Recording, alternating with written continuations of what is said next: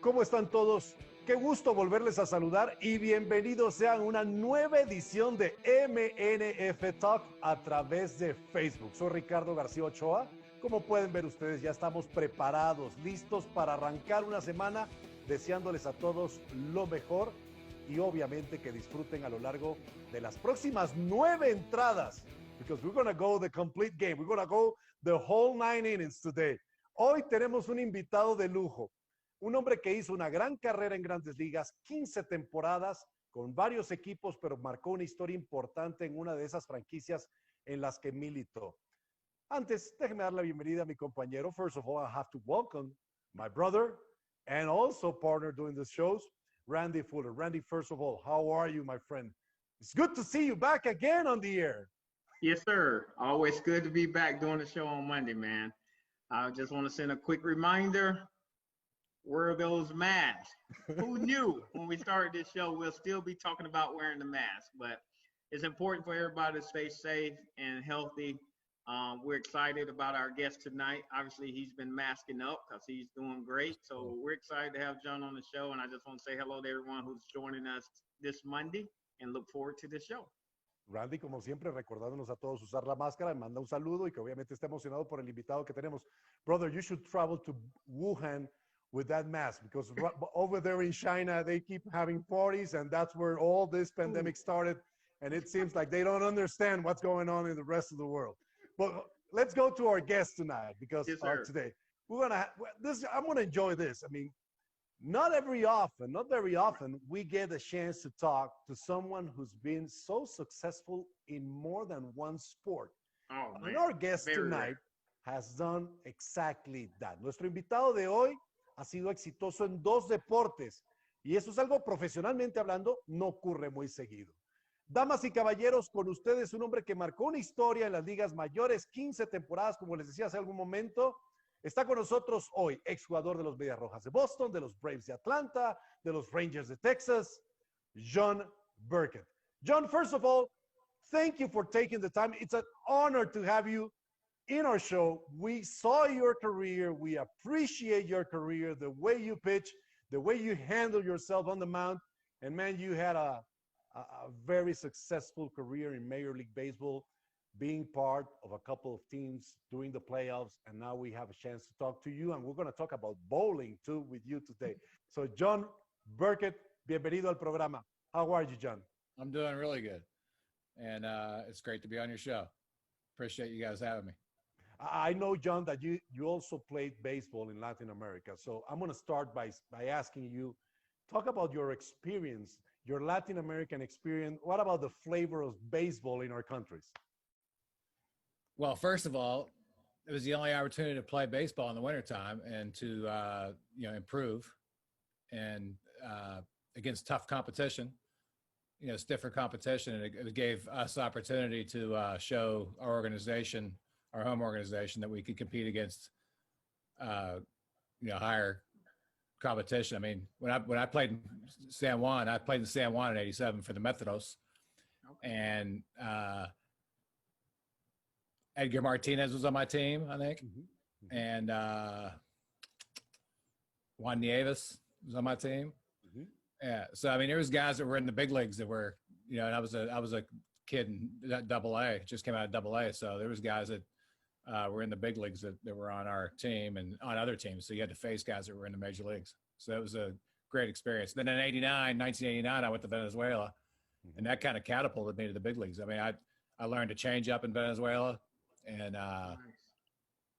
it kind of, got me to a spot where I was able to improve a lot and have that extra pitch in my repertoire. And I was successful there, and I ended up making it to the big leagues the following year. Davey Concepcion was my player manager. Great guy. Wow. Yeah, that was pretty cool. Yeah. Un gran shortstop, great shortstop for the Cincinnati Reds. A big red machine during the 1970s. David Concepción dice, yo le pregunto, bueno, acerca de su experiencia en el béisbol latinoamericano. Recuerda en San Juan, Puerto Rico, jugando con hombres como Edgar Martínez, Juan Nieves, cuando estaba todavía en AA, y que el propósito era mejorar su nivel de competencia. Y después en Venezuela aprendió a tirar ese buen cambio que vimos en Grandes Ligas, y eso fue lo que lo catapultó a las ligas mayores, teniendo como manager, jugador también a David Concepción. Go ahead, Randy, your first at bat. Please don't strike out. Well, I'm not going to strike out because I'm going to take a walk. Hey, You're gonna I didn't have to you face. get 4 balls before you get 3 strikes, right? Exactly. I'm glad I didn't have to face John back in his heyday. Mhm. But if I had to, John, you played for my hometown, my favorite team, the Atlanta Braves. If you could, just please tell me how was your experience, your time in Atlanta? Well, that was an interesting time in my career because I had been in spring training with the Tampa Bay Devil Rays and one of the worst teams in baseball. I got released at the end of spring training. Lo and behold, the Atlanta Braves call. And they want me to be the 5th starter on their team. So pretty amazing to go from one of the worst teams in baseball, or probably the worst team in baseball, and then the best pitching staff in baseball wants you to be a part of their staff. So it was a very strange kind of deal. But my 2 years there, I absolutely loved it. I mean, be able to pitch with guys like Greg Maddux and Tom Glavine and Smoltz. Yeah, I mean, star-studded staff there. And to be able to watch those guys, pitch every 5th day and kind of pick their brains, and learn some things from them. And it was great. Bobby Cox, the great manager, and Leo Mazzoni, who was a maniac about pitching, and he liked to teach. So it was a great spot for me.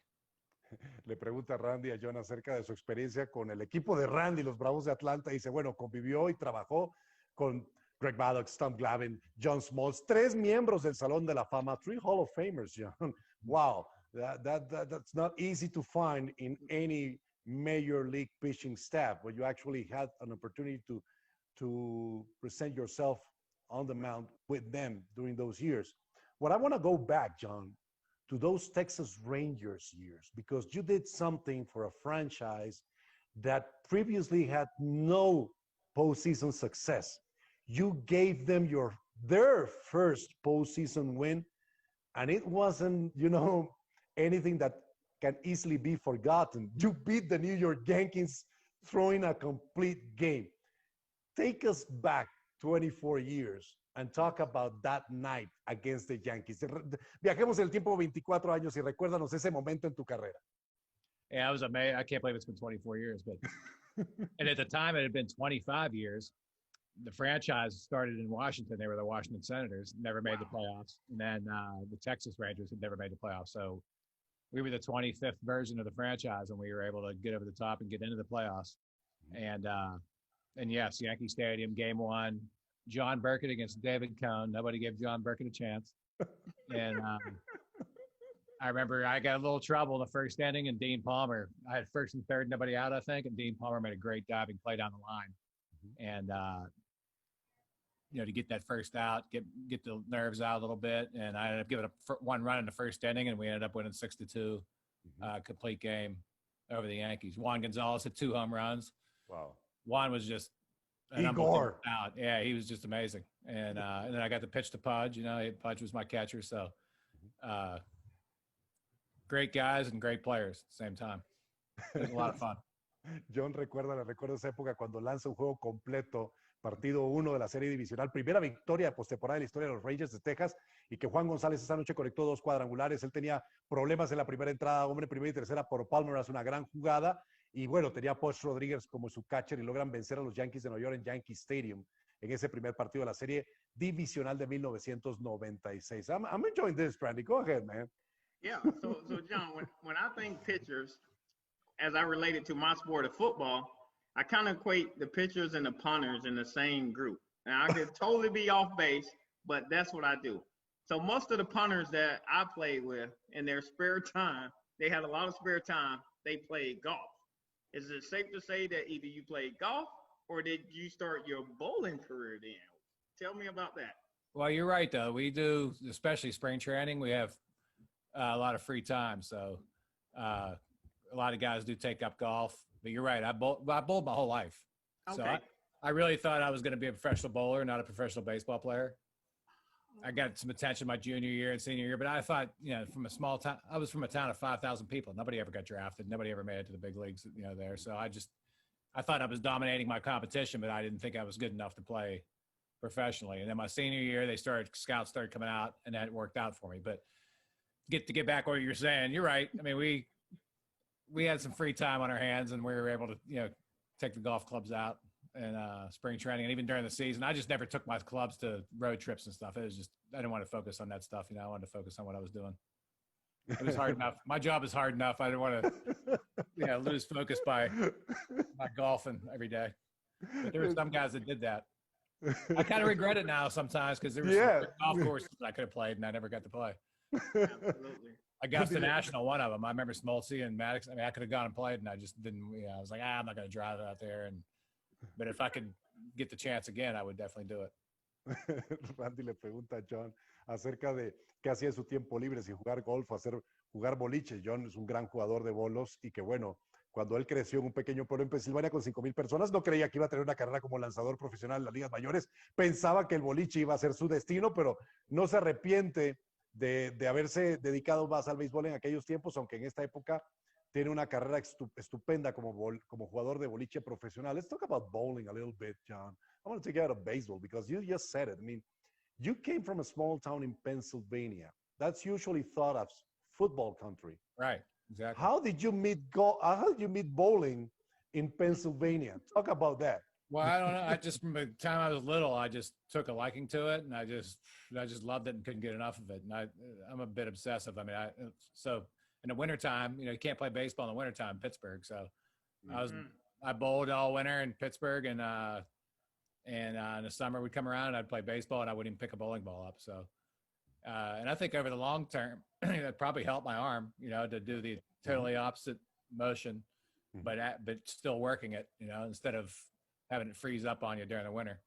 I was able to bowl and keep my shoulder active. And I was fortunate not to have injuries and through my career. So, but now that I'm retired, now I'm getting injured all the time. I blew my knee out skiing, and I did this mountain biking 5 weeks ago now. Fortunately, broke my wrist mountain biking. That's not your bowling arm. It's not. I was mad. I was so mad anyway that I crashed in a mountain bike and broke my wrist. But oh my goodness, the consolation is it was my left hand at least. Yeah, so I don't know how it's going to affect the golf swing, but it's going to make you a better bowler, though. It's going to make you a better bowler. Yeah, I mean, hopefully, I'm glad it wasn't my right hand because the doctor said it would have affected my flexibility for. Yeah. Yeah. Did you ever break your wrist, Randy? No, not me. No, yeah, that's sprained a lot. Yeah. Yeah, I came down on rocks. Yeah. But Randy couldn't even catch a football. I shattered the radius bone. Man, right, translate what John said for the people. Yeah, go ahead. Le pregunta a John que cuándo sale el amor ese por el boliche, siendo de un pequeño pueblo en Pensilvania, donde la mayor parte del tiempo se juega fútbol americano. Dice que, bueno, durante el verano jugaba béisbol, pero en el invierno se iba a Pittsburgh a jugar bolos. Lamentablemente, durante, obviamente, la época de verano se enfocaba en el béisbol y dejó a un lado el boliche. Afortunadamente tuvo esta gran carrera como lanzador profesional, pero también el otro punto importante es que, bueno, ustedes acaban de ver su lesión, sufrió una fractura de muñeca montando bicicleta. Afortunadamente no es el brazo con el que juega boliche.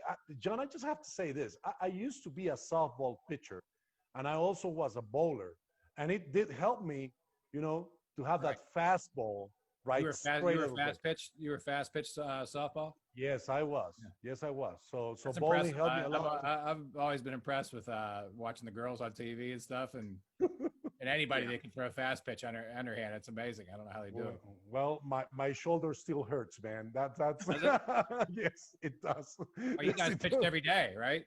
Well, I used to pitch like 3 games on the weekends, one on Saturday and 2 on Sundays. Yeah. Oof. And it was all for the love of the game. That's a lot of bullets. That's a lot of bullets. Le comento yo que, bueno, pues obviamente el boliche ayuda al lanzador. En el caso mío, porque tocó jugar softball, ayudaba a mantener el lanzamiento recto. Marta Valero from Mexico City, John, she sends her best. She's watching the show today. Lily Montañez, she's in Monterrey, Mexico. They love you over there, John, and they are watching the show. And Dr. Luis Cavazos is also watching from that industrial city on the northeastern part of Mexico. Él está viendo también el programa, así que un fuerte abrazo para todos ellos. Go ahead, Randy. Come on. Hey, John. Keep it rolling. Being from Pennsylvania, now we would expect you to play some football. So my question is, having such a strong right arm, did you ever play football? And I'm sure you would have been a quarterback. And then secondly, how I want to know how fast did you throw the baseball in high school, and then how fast did you throw it as you became a pro? Well, first of all, I didn't play football, but I loved it, man. We played pickup games all the time. You know, we were kids, and I was the quarterback. But our team, our high school team was, I mean, we were running football team. So, Okay. and I had no wheels, Randy, nothing. I was very slow. All your speed was in your arm. All your speed. I didn't want to get beat up. I didn't want to get beat up either. You know, it was like the option where the quarterback's taking a beating. I wasn't in for that. So I stuck to bowling, but during my high school career, I was probably mid 80s. Okay. Yeah, mid 80s with my fastball, and then as I got bigger and stronger, I only weighed 165 out of high school. I was 6'1", 165. Okay. So I grew quite a bit. Ended up 6'3", 215, and Wow. I got into the low 90s. 93, 92, 93, 94. Nice. But I didn't last long there. I got about 2 years of that, and then I started declining again, and and by the time I was done, I was throwing low 80s. Yeah, but you had mastered the game at that point. Mm-hmm. Yeah, you have to be creative, to stick around. So that's kind of what I had 3 different curveballs. I had, 3 different shapes to my fastball, cutter. Yeah.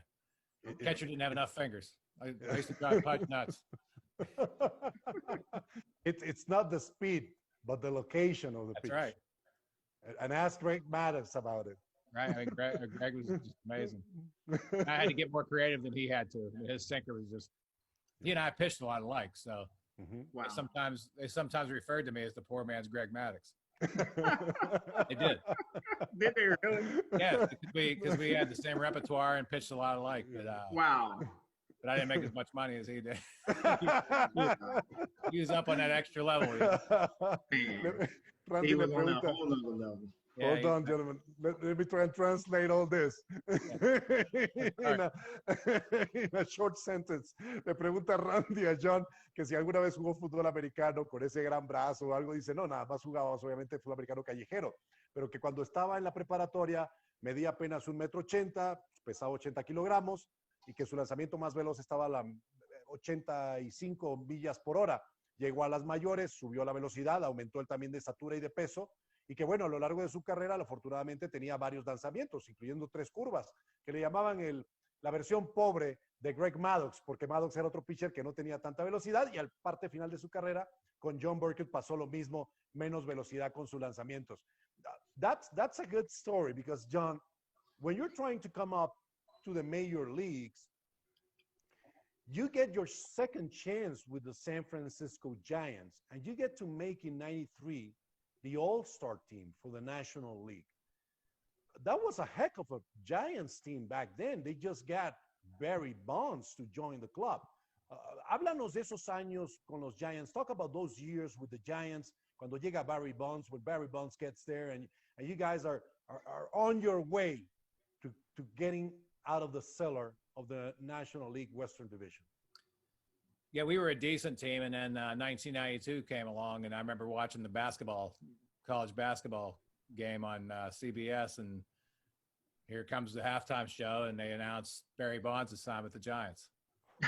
And I mean, it was just, what a feeling, to get the best player in baseball on your team. And then, like you said, 1993, it all came together with Barry on our team, and I mean, we had a great team: Matt Williams, Robbie Thompson. Probably the best team I ever played on. And then we did make the playoffs. We won 103 games, and the Braves won 104 that year. Wow. So, yeah, it's probably the last time you'll see a 100-win team not make the playoffs, because now we have the wild card and everything. Back then, it was just National League West, National League East. We had 2 teams make the playoffs, and that was it. So, out of each, league. Division. But we had amazing bullpen. Billy Swift and I and Buddy Black, and the rotation, and our bullpen was just phenomenal. And we had Barry and Matt Williams, and like I said, very, very good team. Dusty Baker was our manager. That was Dusty's first year. Everybody loved Dusty. Dusty was a big help to me. He was the hitting coach in 90, 91, 92, and I always would sit next to him, and he would quiz me on the hitters on the other team as they came up to the plate and how I'd approach them. And Dusty was hilarious, man. I just loved him. I mean, he was like dad to me. No. Great guy, yeah. But he'd always give me a hard time, you know. He'd like, how you gonna pitch this guy? And I'd say, oh, I'm gonna fastballs down and slider away. He's like, what? You're crazy. You can't get him out like that. So he always had me on my toes. It was a big help. So being able to pitch for him, you know, his first managerial season, and I won the first game Dusty Baker ever managed. So Wow. that's something I always remember. That's a great story, and I'm sure our fans in Latin America are going to join that because they know Dusty Baker. They've seen him, I mean, win a lot as a manager in baseball. Le pregunto a John acerca de su experiencia con los Gigantes de San Francisco, principios de la década de los 90. Llega Barry Bonds al equipo, dice que él se enteró viendo la televisión, viendo un juego de baloncesto y que recuerda ese gran equipo que ganó 103 partidos en 1993 y quedaron fuera de los playoffs porque los Bravos de Atlanta los superaron y los dejaron fuera. Quizás la última vez que vamos a un equipo con 100 victorias que no clasifica a la postemporada, pero que Dusty Baker fue su primera oportunidad como manager en las grandes ligas, famoso manager de béisbol Dusty Baker, ahora manager de los Astros de Houston, y la primera victoria en la carrera de Dusty Baker como manager se la dio a John Burkett como pitcher abridor, y que Dusty se la pasaba cuando era coach de bateo con los Giants, preguntándole a John, ¿cómo le vas a lanzar este bateador? ¿Cómo le vas a lanzar ese bateador? Y nada más se la pasaba interrogando a John Burkett acerca de qué era lo que le iba a lanzar a cada uno de los bateadores oponentes. That's a great story, John. I didn't know that, and I'm glad to hear now. Okay, Aldo Morales is watching the show. He's celebrating his birthday, watching you, John, today, and you, Randy. He sends his best also from Mexico. They're also asking, Pilar Cavazos says, baseball is a well-loved sport in Latin America, and she thinks that has the most Latin American players in any of the professional leagues in the U.S. And Carrie Stacy Christ, he's saying, John Burkett. He remembers your nickname, Sheets. Yes. You should talk about that from the Braves. Why do they call you Sheets? So Sheets came along because I was the guy that did all the football polls and the basketball polls. Fantasy football and basketball back then. Yeah, so I would print all the sheets up, right? Mm-hmm. And instead of walking around and giving them all out to everybody, I would just yell Sheets whenever I walked in the clubhouse. Sheets, yeah. So then the clubhouse kids in Atlanta started calling me Sheets. That's where I got that nickname. Yeah, because I'd walk in with them and just yell Sheets, and everybody would walk up and I'd hand them out instead of me having to walk around everybody. Le pregunto a John que de dónde sale el apodo que le pusieron en Atlanta de páginas, Sheets. Dice que él se la pasaba cuando estaba con los Braves en el clubhouse, repartiendo las hojas para las apuestas o las líneas de las ligas de tanto fútbol americano como de baloncesto. Y de ahí y lo único que gritaba era Sheets para que todos llegaran a ver cómo estaban las líneas de esos deportes, de esas ligas, y de ahí se le quedó el apodo. So George, Randy, I'm enjoying this, and we haven't even talked about bowling. No. So John, when I think about baseball and I think about all the great movies I've seen of just legendary baseball managers or players or coaches, who did you ever meet or who tutored you along the way that remind you of just one of those great legends that really truly knew the game in and out and helped you along your career? Like I said, Dusty is probably that guy. But the story, I mean, what I'd like to talk about is, I mean, meeting Willie Mays the first time was pretty cool, you know. Wow. Nice. I mean, to see Willie Mays, and I was just like, it was funny because I didn't like him at first because I thought Willie was gonna be a humble, you know, whenever you see him on TV, he's real humble, right, real quiet. Oh man, he talks so much smack. At first, I was just so shocked. I was like, man, I didn't think Willie Mays would be like that. Yeah, I was a little disappointed, but then once I got to get to know him and stuff, I mean, he's just the greatest. That's a true legend there now. He's a great guy. Wow. He just has fun with everybody, and he's just always talking smack, and I mean, now, obviously, you ran on. He keeps saying so fun. You spent a little time in Atlanta. What about Hank Aaron? Never. You know what? I never met Hank. I mean, I saw him in the clubhouse and stuff a little bit. Right. I was too nervous to walk up to him and say anything. You know, shy. But man. yeah, it's stupid. But yeah, I don't think I ever really met him. He wasn't down here very much though either. Right. I think I probably saw him, from a distance. He's having a conversation, and so I didn't go up to him. But still, Yeah, you got Willie Mays though. You did talk to Willie Mays. Well, Willie hung out all the time. He was always in the clubhouse and stuff. Louis Tiant in Boston, so cool. Yeah, very fun. Jim Rice, a little bit.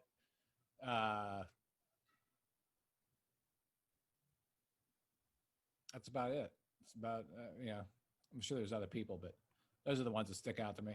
Well, let me just take that question. Me pregunta Randy a John acerca de cuál de esas leyendas ha sido la más influyente en su vida. Obviamente menciona a Dusty Baker, que para él ha sido como un padre. Menciona a Willie Mays. Lo que no se imaginaba es que Willie Mays le gustara hablar mal y tratar de intimidar hablando, ¿verdad? Algo que lo sorprendió, una de las más grandes glorias. Mi pelotero favorito de todos los tiempos, Willie Mays. Recuerda a Jim Rice también, gran pelotero con los Mediarrojas de Boston, al mismo Louis Tiant, lanzador cubano, Louis Tiant, una de las grandes leyendas también del béisbol del Caribe. But I'm going to take that question, John, and I'm going to ask you, who's your favorite pitcher of all time? If you have to mold yourself as a pitcher, who will that be? Oh, man. I really love Tom Seaver. Okay. Mm-hmm. Yeah. I mean, to see him, I mean, when you look at his numbers, I'm a little bit of a baseball historian too. So, okay. And I remember when I was with the Rangers, we kind of there was a couple clubhouse kids that were like into it. So we were like doing our rankings, the top 10 pitchers. And I would never put Nolan Ryan in the top 10, and it would drive them nuts because they're, it's not purposely would leave Nolan Ryan. I did anything I could do to leave Nolan Ryan off the list. It would drive them absolutely crazy. But Seaver was way up here on my list. Okay. Carlton's way up on my list. There we go. Yeah, Steve Carlton. But I mean, to win 27 games for a team that won 57 or something like that, it's pretty amazing. But I would have to say Tom Seaver, though. I love the high fastball. He had that hard slider. Bulldog kind of guy. He was a world champion with those 1969 Mets. Right. So yeah, of course. And I was always a tricky guy, trickster guy. So I want to be. I'd like to be a power pitcher. I want to be. I want to be different. So I want to be able to just rear back and throw it by people. And Seaver was one of those people. Le pregunto a John que, bueno, hablando de esas grandes leyendas, ¿cuál ha sido su pitcher favorito de todos los tiempos? Me dice precisamente que Tom Seaver, aquel gran pitcher de los Mets de Nueva York, tuvo una carrera también con Cincinnati, pero que él admiraba mucho a Tom Seaver, que lo que evitaba era poner a Nolan Ryan en la lista de los mejores lanzadores de todos los tiempos. Le gustó a Steve Carlton también. By the way, now, before we take a break, John, talking about Steve Carlton, I'm a big-time Philadelphia Phillies fan. Okay. And you said about those 1993 Atlanta Braves that won the NL West. Well, the good thing is that the Phillies, blew them out of the playoffs, and they went to the World Series. They didn't let the Braves go back to the World Series for the third straight year. We pounded the Phillies that year too. Yeah, I know. Go back and look, we were like 12-6 against the Phillies. I mean, so it was just so depressing, not be a part of the playoffs and get a chance to make it. You knew you were the better team. Lucky. Yeah, I mean, it doesn't mean you're going to beat them, but we matched up really well with them, Well, the good news is the Phillies didn't let the Braves go to the World Series, Randy. Ok, vamos a hacer una pausa recordando esos Phillies de 1993 y recordando obviamente los años de gloria de John Burkett como lanzador en las ligas mayores. Vamos a mensajes y regresamos breve. Estamos con una leyenda del béisbol y un hombre muy querido en toda América Latina porque se le recuerda su gran trayectoria como lanzador en las ligas mayores. Cuando volvamos hablaremos de boliche y hablaremos también de fútbol americano. Big time fan of the Pittsburgh Steelers, John Burkett. Ya regresamos.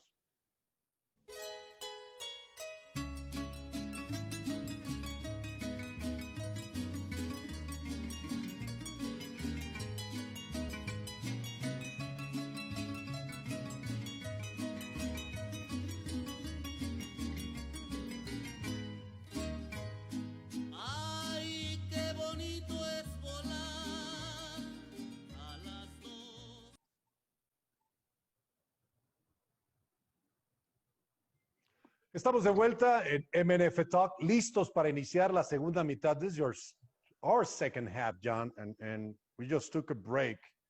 It was halftime, and we got more messages now. Roberto Elizondo is watching the show also in Monterrey. Daniel Morales from Costa Rica, San Jose. We got big-time friends over there. The whole Football Grill Nation, that's a big organization with fans from every NFL team. They're watching the show in Monterrey and throughout the country today. So they want to send their best to you, John, and it's so nice to have you on the show. Randy, go ahead. I think I had the last question, so you start the second half. Kick off. So we're as you can tell, John, this show is about having fun. And if you love sports, then you're gonna love our show because we have all types of guests. And not even sports, actors and everything. So we're very diverse, and we just like to have fun.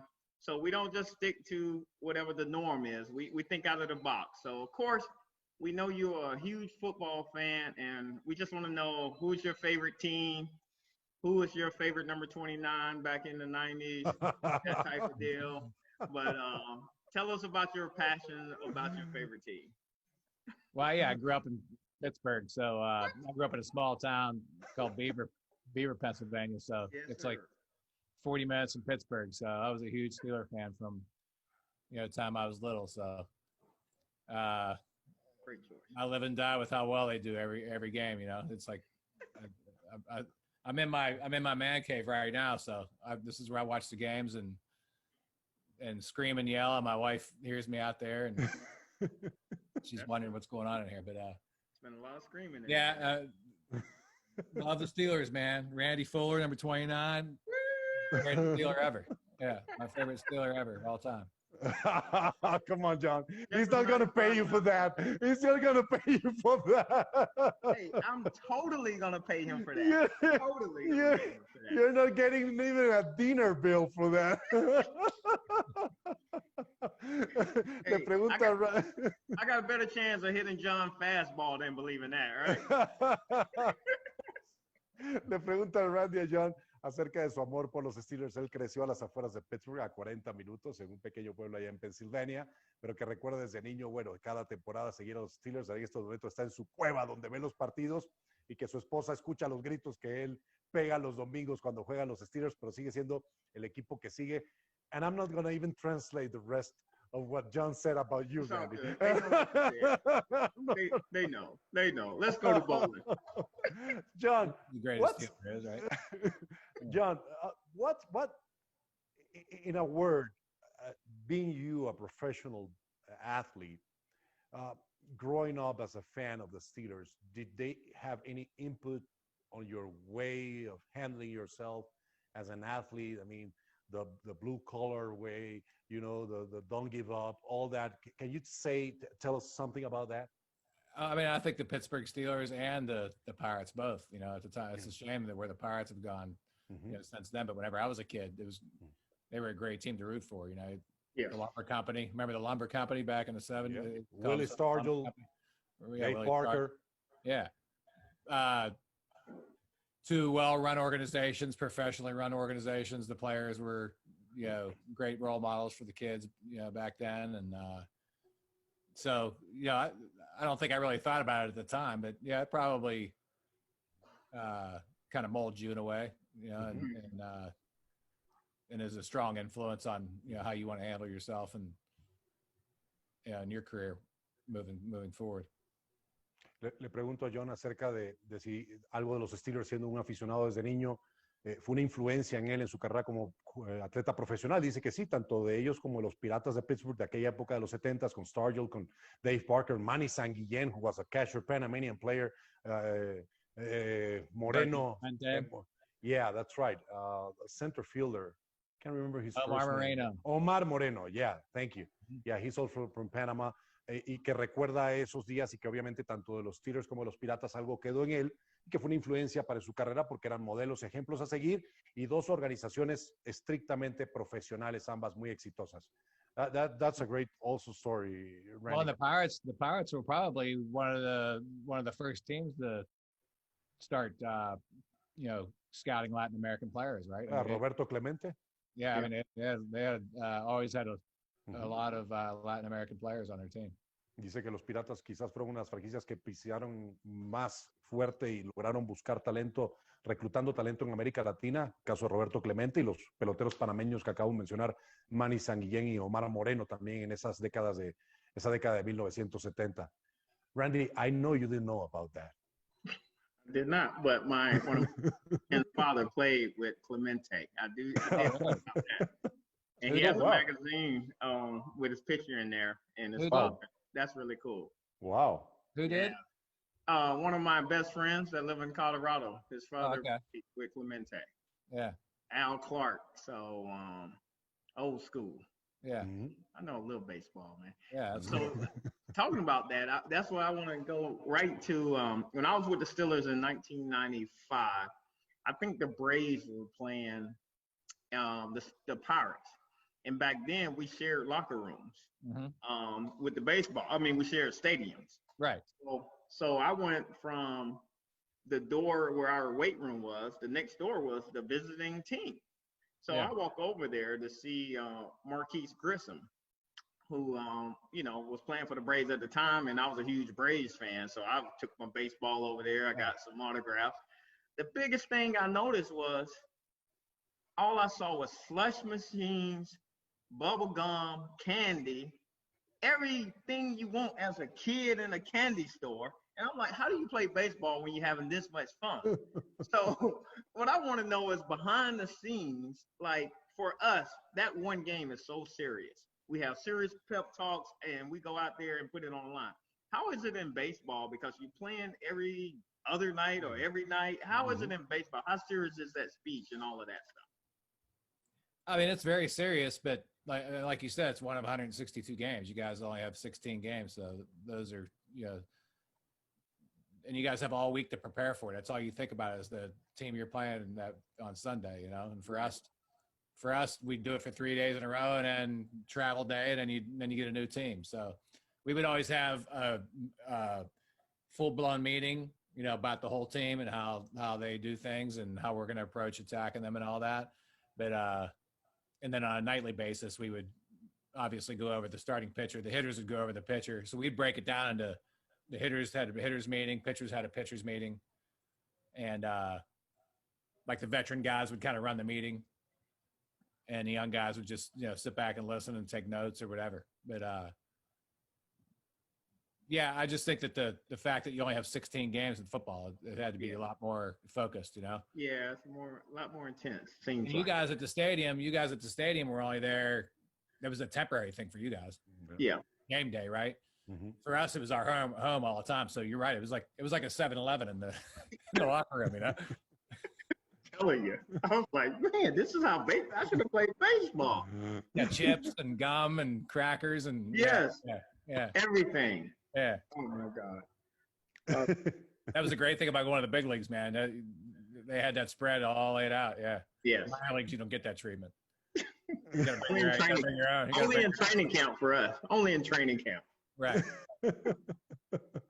Randy le pregunta a John que esas diferencias que existen entre el fútbol americano y el béisbol. El fútbol americano llegas al estadio y enfocado a un solo partido. El béisbol tenías dulces, tenías chicles, tenías todo. ¿Cómo es posible que haya tanta diversión? John le explica que, bueno, sí hay reuniones, obviamente, cuando vas a enfrentarte a otro equipo, pero son 162 partidos a lo largo de la temporada. Entonces, obviamente, sabes que las series tienen 3 o 4 juegos a lo largo de ese enfrentamiento. La temporada es diferente, es más larga, y que el estadio es prácticamente una segunda casa para los peloteros, a diferencia de los jugadores de fútbol americano, que solamente pasan horas cuando logran celebrar sus partidos durante la temporada. John, I want to take that question from Randy and ask you about pitching in today's game. I mean, it's not like we see any more complete games. That's just like a stat that's soon to disappear. If not, it's over now. Why so? I mean, from your point of view as a former pitcher, why do you think that it's happening with baseball ahora? ¿Por qué está pasando que desaparecen los juegos completos en el béisbol de Grandes Ligas? Well, I've asked this question to people, and why that's happening. And I guess they've done studies on first time around the lineup, second time around the lineup, third time around the lineup, and the batting average goes up each time. And I heard that John Smoltz said, I'd like to challenge that. I think that I got better as the game went on. Mm-hmm. but he actually said whenever I went back and looked, I was incorrect. Okay. That the batting average actually did go up as I went later in the game, and I felt the same way as Smoltz. I wasn't throwing complete games like he was or like Greg Maddux was, but I felt like whenever I threw a complete game, I was pitching really well, and that's why I was in the game, right? So I figured I was doing better the third time around the lineup. But I guess it's kind of the way it works. You know, the more a hitter sees you, the more familiar they get with you. Mm-hmm. And so that's kind of why we're seeing, so many pitching changes, I think. I thought that was to make the relievers a career in the game and make them earn some money. Yeah, I don't like it. I'll tell you that. I mean, I just don't like seeing pitching changes all the time. And yeah, I just love the old fashioned starting pitcher matchup. And you knew what you're going to get whenever you had Clemens and Randy Johnson going out. Oh, yeah. They weren't going to be done after 4 innings. No. Yeah. Le pregunto a John acerca de esto, de los juegos completos que están desapareciendo, y él dice, bueno, es que está comprobado estadísticamente que la tercera o cuarta vez que una alineación ve a ese mismo lanzador, su porcentaje de bateo aumenta, y que bueno, John Smoltz en un momento pensó lo contrario, cuando revisó los números se dio cuenta que estaba equivocado, y que esa debe ser la principal razón por la que ahora los pitchers no lanzan juegos completos, que a él le hubiera gustado como abridor cuando pensaba de que estaba en la loma, en el montículo por la séptima, octava, novena entrada, era porque obviamente estaba dominando el partido, pero que ahora estadísticamente, bueno, se utiliza de otra manera, aunque a él no le gusta, a mí tampoco me gusta que no haya lanzadores dominantes como en otro tiempo con Fernando Valenzuela. That was a complete game artist. Steve Carton, Nolan Ryan, Tom Seaver, man, Mario Soto, those were pitchers. Those were starters. Those were aces. Greg Maddux. Come on. Yeah, I swear, as you were talking, I was thinking about Fernando Valenzuela, and I think he's the last one to have 20 complete games. That's right. And in consecutive years. Yeah. Mm-hmm. Wow. Go ahead, Randy. Yeah. So, John, with you being in different cities and pitching for different teams, was there any adjustment as far as like the climate? You know, we call Atlanta hot Atlanta because it is super humid there, and then of course you being out with the Giants and that wind coming off the Bay Area, and it gets cold where you almost got to wear a winter jacket in July sometimes. Right. And of course being up in Boston. So how was it adjusting to weather in those different cities as a pitcher? Were there anything that you had to do different? That's a great question because, yeah, you're right. That's a big part of it, you know. And I remember going from San Francisco to Miami. I mean, what an adjustment, right? I mean, the humidity just slaps you in the face when you get off the airplane. It was just such a big difference. I mean, I loved San Francisco. I love pitching in San Francisco. I loved the cold weather, cooler weather. Hitters didn't like it because if you jammed them, it would hurt, sting their hands a little bit. And for pitchers, I mean, you could pitch in 40 degrees. And you're going to be warm, because you're putting out so much effort. Right. Just like football, I'm sure you guys never get cold, really, right? It has to be really cold to feel cold. There's a reason why we don't get cold, but that's a whole nother story. Le pregunta a Randy a John acerca de cómo te adaptas a las diferentes condiciones del clima como lanzador. Y dice, bueno, es una excelente pregunta. De hecho, le pasó mudarse de San Francisco a Miami, cambio terrible en cuestión de humedad, pero que él obviamente prefiere San Francisco para lanzar. I remember those games in Candlestick Park, John, with those whirlwinds and the stadium. I mean, that wasn't a good scene for anybody to play ball. Oh, my parents came out to watch me pitch, and I told them, I said, bring your best winter jacket. They froze. I bet they froze. I thought it was California because my parents never traveled. They never traveled anywhere. Yep. I said, yeah, it's California, but I said, I promise you, bring your heaviest winter jacket or you'll be buying one when you're there. This was in August, I bet. Oh, yeah, it didn't matter. Yeah. The thing about Candlestick is it was beautiful till about 1:30 in the afternoon. Yes. And then it just, and then the wind started coming, and you start getting an earache from the wind blowing, and dust flying everywhere, and amazing. Yeah, it was such a difference. And then nighttime, of course, you get the fog rolling in, and the fog. Everything. You hit all the elements in one day. Right. Le pregunto yo y le recuerdo que esos años del Candlestick Park, muchos de ustedes lo recuerdan también, con los 49ers de San Francisco, había unas corrientes de viento increíble que él le había avisado a sus papás cuando lo iban a ver a California que llevaran su abrigo. Ellos pensaban que California hacía calor y bueno, en el caso de San Francisco no, hubo un cambio de clima. En un día tenías las 4 estaciones. Go ahead, Randy. Oh, yeah. So I know we're going to talk about bowling here. Okay. And I can't wait to hear your story, but I'm just going to tell you a quick story. My rookie year in Denver, in the off season, our pastime was after we finished working out, we all went to the bowling alley. Ah, Now, cool. I don't know if you experienced this, but the way we bowled was it was $1 on a spare or 10 for a strike. We bet on every single roll. The only difference is as you was going through your follow through, there may be somebody in your left ear talking trash to you. So as a bowler, I know you got to concentrate. So I just can't wait to tell us, what do you do to prepare yourself to be the type of bowler that you have become? Well, with bowling, the thing about it is it's very similar to pitching, where you want to it's repetition and be able to repeat your mechanics. So that's like the biggest thing that's they have in common, the two sports with pitching and bowling. But I've never had anybody chirping in my ear though while I was walking up there.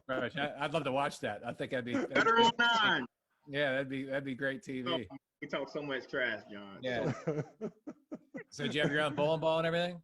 I did. I had the shoes, nice. ball, the glove, you name it. I had it all. Oh, cool.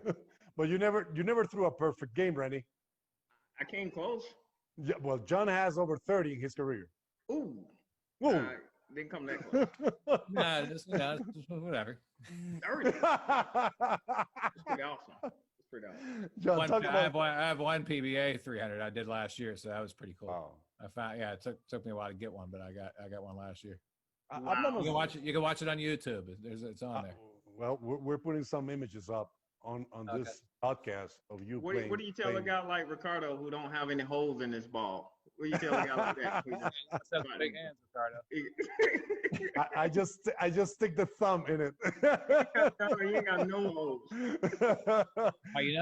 the new wave of players bowling. They don't have holes. Bowlers, they don't use thumb. They use 2 fingers. Oh, just 2 fingers? It. Yeah, they got 2 fingers in it, but no thumb. Wow. So it enables them to get the ball, rotate the ball off their hand real quick without it hanging up on their thumb at all. So it comes off real fast. I remember. It gets a high rev rate. We call it rev rate in bowling. Okay. They get their rev rate up into there's guys that can hit 600 rev rate now, revolutions per minute. Wow. So yeah, it gets spinning down the lane pretty strong. I remember John Earl Anthony Weber. Earl Anthony. That's 2 different guys. Nice try, Ricardo. Okay. I tried. You got Earl Anthony and Pete Weber. Well, that would be it. You are the combination of both, John. Earl Anthony was left-handed. Okay. And Pete Weber? And he won 41 PBA titles. He was the all-time leader until Walter Ray Williams Jr. came along. Well, I still remember watching him playing. Right. In Panama, we had the Southern Command Network that used to broadcast ABC, NBC, CBS sporting events. And I mean, he was like, I don't know, how can you say it? He was a Michael Jordan of bowling. Okay? Yeah, he was. And every time I saw him, he was like revered by everybody. Nobody can come close to him. Do we still have in nowadays? You are involved with the PBA. Who's that figure now? Who's the current idol? There is one. Now? His name is Jason Belmonte. Okay. And like I said, he the 2-fingered guys. He's from Australia. He brought that style here, and people didn't think he was going to be able to do it. Didn't think he was going to be accurate enough. Because it's a pretty violent thing. You should look him up. He's pretty amazing talent. Okay. He's won 12 majors, I think now. He's like 32. He's the all-time leader in majors now in bowling history. Wow. Le pregunto a John de quién es esa figura ahora que en el pasado era Earl Anthony, la máxima figura del boliche. Habla de Belmonte, un bolichista australiano que usa esa técnica de solamente 2 dedos, no introduce el dedo pulgar en la bola y que pueden alcanzar hasta 600 revoluciones por minuto con la bola de boliche cuando estalla contra los pinos. Entonces se ha convertido a los 32 años en la máxima figura de la gira del boliche profesional en los Estados Unidos, y que obviamente es un hombre muy exitoso en estos momentos. But sorry, Randy, I'm just going to take a quick question there to stay in the same line with the same lane. The same lane with John about this. How many years do you expect to keep playing bowling, to keep bowling, to keep playing as a professional bowler? That's a good question. I don't know. I haven't really put a number on it. I haven't really, as long as I keep enjoying it. Mm-hmm. The great thing about it is I get to bowl against the guys that I thought that I could compete against back then. Okay. Now they're on the senior tour, and I get to bowl alongside them. I've bowled matches against Pete Weber. Okay. Wow. I bowled matches against Norm Duke. I bowled matches against Walter Ray Williams. I beat them all. At least once. They beat me more than I beat them, but I mean, at least I can beat them. Le pregunto que, bueno, ¿cuántos años más espera jugar boliche? Dice que por lo menos él no sabe, que definitivamente tiene la oportunidad ahora de enfrentarse a esas grandes figuras de este deporte y que por lo menos les ha ganado alguna vez, como el caso de Pete Weber, ¿no? Mencionar alguno de ellos, pero que no sabe, mientras siga haciendo algo de satisfacción en su vida personal y en su carrera como jugador de boliche, se mantiene jugando. Go ahead, Randy, because we're hitting the final stretch. John, we definitely want to make sure we get this question in before you go. We do a lot of work, in different countries, raising money to help kids in their prospective sports. So we definitely want to invite you over to maybe do a bowl-a-thon or something. Sure. Where we can help raise money for what we do. So I just want to put that out there and see if we do. I'd love to join you. Yeah. And that'll be the time that you'll have somebody barking in your ear as you go. So we'll definitely make it fun to raise money for a great cause. But that'd be great. So my question is, when you left professional baseball, did you go to professional bowling right away, or what was the time in between there? No, I went on the senior tour. So when I turned 49, I started working at my game again. Okay. Yeah, because How much time was that from? I was gearing up for the senior tour, which is 50. You got to be 50. Okay. So you only been doing this about 6 years and dominating. What's that? You only been bowling professionally about 6 years and truly dominating. No, not dominating. No, not at all. But I'm having a really good time with it. But I did it all my life. I bowled some PBA events here and there, regular PBA events, but then I really thought, hey, when I turned 50, I try to stay in shape, try to dedicate myself to the game, and smart. I got a 4th so far. That's my best. I finished with 1 week. Yeah, that's impressive. Yeah, and I won a regional title. I haven't won a national title, but I won a regional title. I won in Houston last August. A lot of bowlers don't like you then. They've been bowling their whole life. So you remind me of, hey, so when we were in college, we would take all the receivers and DBs, go on to the track meet and beat all the track athletes who's on full scholarship. Right. They used to be better about that. So that's what you're doing to the bowling. Yeah, I can get under the skin a little bit. You're right. Le pregunta a Randy a John acerca de, bueno, esa transición de jugador profesional de béisbol al boliche. Dice que la hizo, bueno, entrando a los 50 dentro de la gira de veteranos, y que afortunadamente le ha ido bien. No ha dominado, pero ha tenido éxito, y que Randy recuerda ese pasaje de que, bueno, John, sin haberse dedicado toda su vida al boliche, ha logrado el éxito. John, we're close to saying goodbye. We sincerely appreciate you taking the time to talk to us. We admire what you did throughout your baseball career, and we'll keep following you now that you're part of the PBA Senior Tour. One final word to the fans in Latin America, please, John. And if you can put something in Spanish, I'm sure they will all love it. Adios. That's all I got for you. You should go one day. Think about going into media, into broadcasting, John. Right. Yeah, you can do that. You can. I don't know if it's going to be baseball or bowling or football, but I'm sure you can join us. Randy, one final word, Randy. Oh, again, John, I want to thank you for being on the show. I mean, you were just a joy to have. we wish you the best in Thank you. everything that you're involved in. We pray for your family and hope that they're well. And then we just want to thank our fans out there. Thank you guys for tuning in on this great Monday evening here in hot Houston and in Mexico City.